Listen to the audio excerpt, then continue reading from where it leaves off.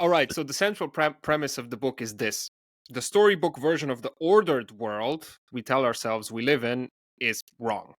The world we actually inhabit, our societies, and we ourselves are much more the result of and governed by chaos, chance events, and complete randomness. In short, by flukes. Would that be accurate? Yeah, exactly. And I think the reason why that is because the world is extremely interconnected. So the sort of storybook reality worldview that you describe is not just that the world is extremely ordered and progresses according to sort of logical choices and decisions that people make, but also that we're in control of it. So in addition to the arbitrary and the accidental playing a much bigger role, the sort of underlying reason for that is because every action that we take has ramifications that are often invisible to us, but that affect the lives of others and the trajectories of our society. So that's the sort of idea where, you always look for this neat story, which our brains, I mean, Anil Seth's, work would touch on this as well, but like where our brains are pattern processing machines, basically. And so we find ordered, rational, reasonable explanations for things when in fact there's a lot of messiness in the rest of the world. And this is where I take issue with what some people, very often there's a whole like realm of thought that says separate the signal from the noise. And I hate that phrase because it suggests that the noise is unimportant. And what Fluke is trying to say is like actually a lot of stuff that we care about happens in the noise, the unexpected, the chance, the contingent, and so on. If we take a step back and clear something basic first, what do you mean by a fluke? Great question. So, what I'm talking about are sort of things that are unexpected, driven by apparent randomness, and that create contingency. Now, I'm going to explain that last word, contingency, because honestly, if I could title the book anything without regard for sales or whether someone would pick it up, I would have probably called it either contingency or why things happen, right? Which is neither of those titles is going to be as exciting as Fluke. So, the publisher wins out on that one. But contingency is basically, it's imagining like a fork in the road. Now, we think about these things as, forks in our lives, for example, where we make deliberate choices. The point I'm making is that the path we're on is forking constantly. And so we're constantly in contingent moments where, turning left rather than right is changing your life, even though you're unaware of what the alternative could have been. And that's true for society as well. Now, the easiest way to explain contingency is with the asteroid that wiped out the dinosaurs, right? I put it in the first chapter of the book because it's a very obvious example of this, where if the asteroid had been delayed somehow by some unseen force by like 3 seconds, it would have missed Earth. And dinosaurs wouldn't have probably died out. Mammals probably wouldn't have risen the same way, and humans wouldn't exist. So all of our existence, all human history, is derived from this little accident in the cosmos. And if it hadn't happened, we wouldn't be here. So that's contingency. And the idea is that it's constant, right? That this is something that's constantly happening. So a fluke is something where you get to this contingent moment and something arbitrary happens and it diverts your trajectory, basically. And what's convergence? If Great. we're sticking to big words for a moment longer. Yes, indeed. And this is the kind of stuff, where you're beholden to the terminology a little bit. But contingency and convergence, I think, are really useful ways of thinking about life. And I stole these terms from evolutionary biology and then tried to apply them to humans. So contingency is the dinosaurs, as I say. Convergence is the opposite, right? It's the ordered progression of things.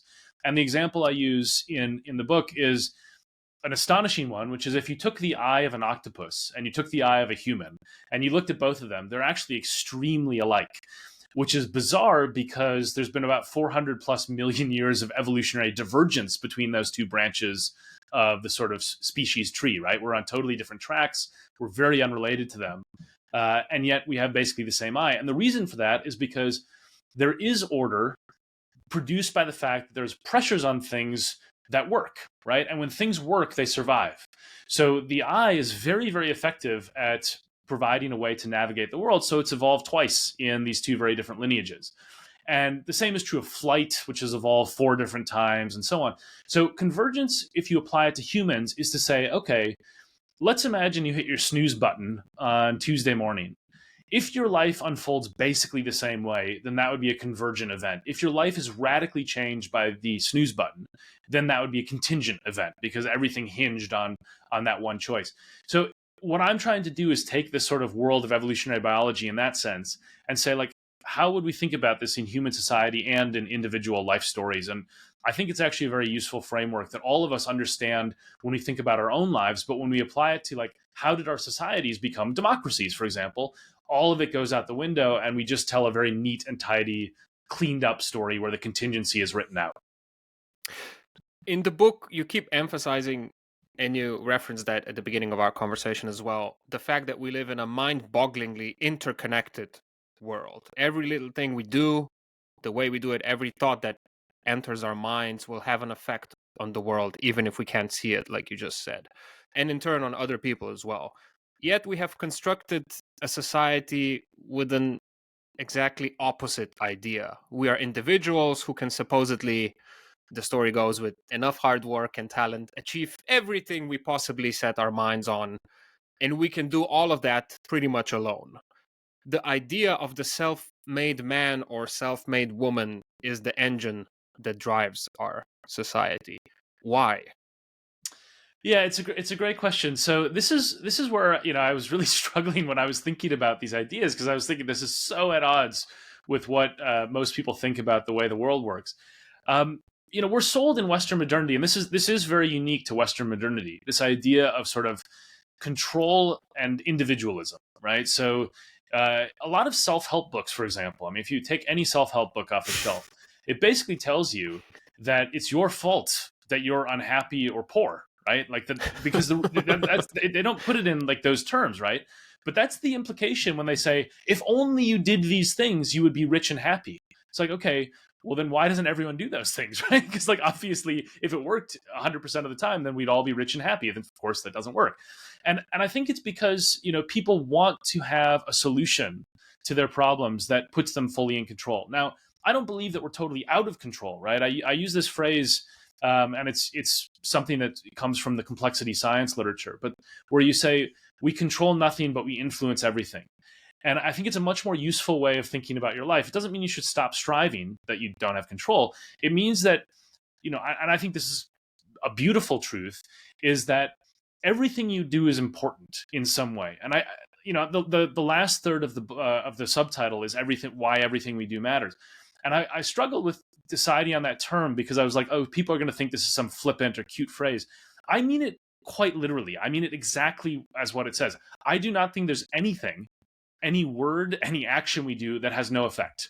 And that's because I think the world is so interconnected and our brains are so constantly changing from how we interact with the world, that saying one word rather than another changes us. Or turning left rather than right out of a shop means that you'll meet different people in the rest of your life, potentially, because you'll bump into someone, and that person will be affected.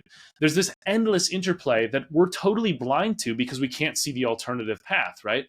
And so when you start thinking that way, it becomes really obvious that the sort of myth of control and self-determination that is part of the individualist Western worldview is just, like, as a factual matter, incorrect, right? And the way I put this in the opening chapter of the book. You've read this, but the way I explain it to people that I think is actually quite intuitive is everybody I talk to accepts on its face the idea that if you travel back in time and tweak some small detail about the past, 10,000 years ago or something like that, that you might accidentally delete yourself from the future, right? And the problem is that historical causality operates the same way, whether it's past, present, or future. So if that's true about the past, it's definitely true about the present. And that means that every single thing that we do in the present is shaping our futures. So